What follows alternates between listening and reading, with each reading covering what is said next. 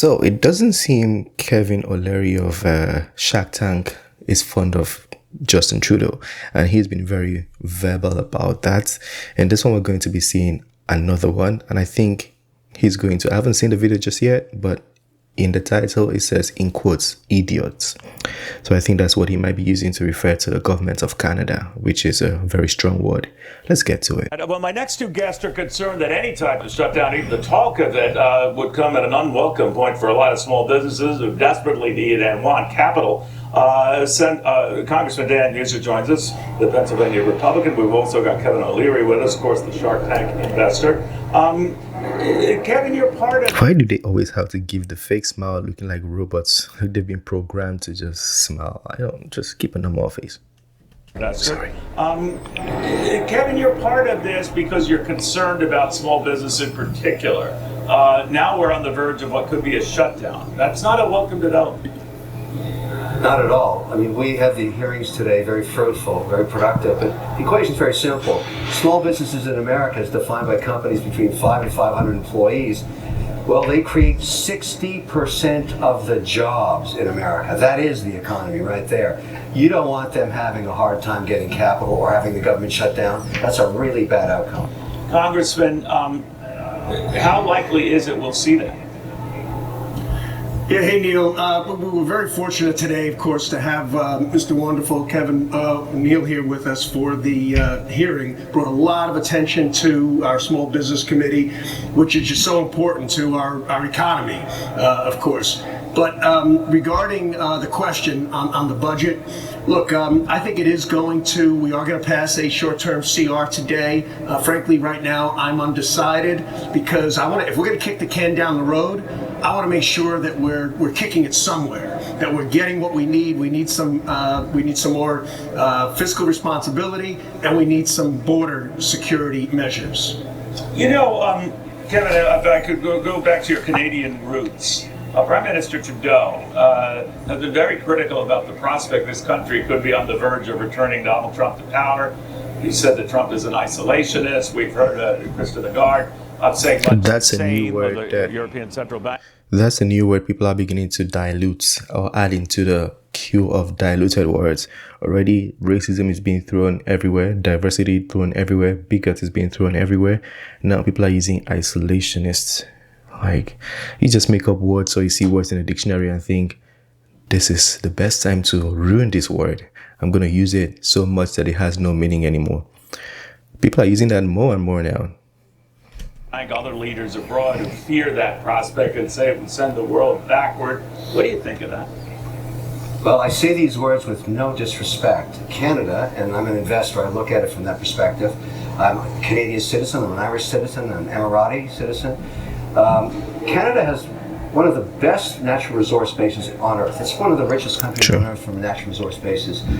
It's managed by idiots. Trudeau is the worst prime minister ever put in power. Very successful politician, no executional skills.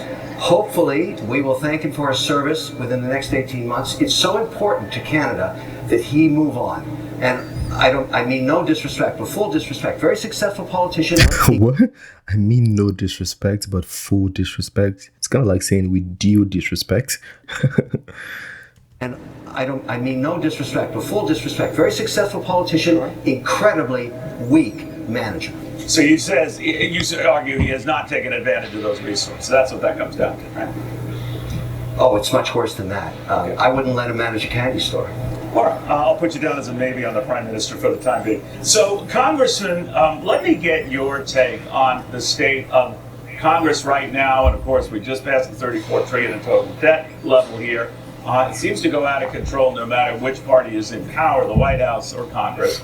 And it seems like an uncontrollable train wreck. Do you agree? Well, look, during COVID, during the Trump administration, COVID came in, the economy lost almost $3.5 trillion, $4 trillion. We did the CARES packages and such and added $4 trillion in new spending and new debt, guilty as charged. But when the Biden administration came in and thought it was a wonderful idea to add $6 trillion at a time we were in recovery, that caused inflation, it caused interest rates, as well as an attack on domestic energy, causing all kinds of disruptions within the economy. So So we need fiscal sanity. There's no question. I'm not passing the blame completely onto the Democrats, but at least we're talking about cutting spending. They're talking about increasing spending. If it weren't for the Republican majority right now, they would have spent another $1 trillion. So that needs to stop. We have to get very serious about economic growth and being competitive. We've got to reinstitute the Tax Cut and Jobs Act. We need to stop these burdensome regulations. We need to be energy independent, in fact, energy dominant. We got to get serious. We make our economy strong, then the country's strong and the world is stronger for it. But the thing is, if the people on the conservative or the Republican side keep saying all these things, and some of them come up with data to say this systematically could enhance the country, is it that somebody on the liberal side can't take this data and examine to see if this might be the case? Because if I'm a leader, I've not been a leader in that position before, but I'm just saying, if I was a leader, I would like to hear what the opposing party would say, and then I compare the data to see which one works. As a matter of fact, it'll be beneficial to me because then I get to take credit for some other person's viewpoints, you know? So at least why don't they do that? I don't mind if they take credit for it. Just let people live better. That's it. Kevin, real quickly on the state of the United States finances right now, the markets seem to be overcoming a lot of these fears, and I know you've reminded people markets do tend to climb a wall of worry, but the worries are piling up. What do you think? Yeah, there are concerns, but I think what we discussed today is very important for the economy. Number one, Basel III, bad policy. That would hurt not only money center banks, make us less competitive globally, but also would trickle down to regional banks. So that's a very bad piece of paper, and I voiced my opinion on it, and so did others. And also, I'm concerned about the uncertainty at the regional bank level right now around payroll, capital expenditure, financing receivables, because we don't have solid policy or the rules yet. They tend to close up like a clam. That's what's happened. So the loan books are very dry. And we had evidence put out today to the committee from small businesses that just do not have access to capital. That's bad because they create 6 out of 10 jobs. Let's not forget that. Kevin, final word. Congressman, great seeing you again. Thank you both. I appreciate it. Yeah, that was a good video. First of all, we're going to start with, what do you think about his comments? So he said that Canada is run by idiots.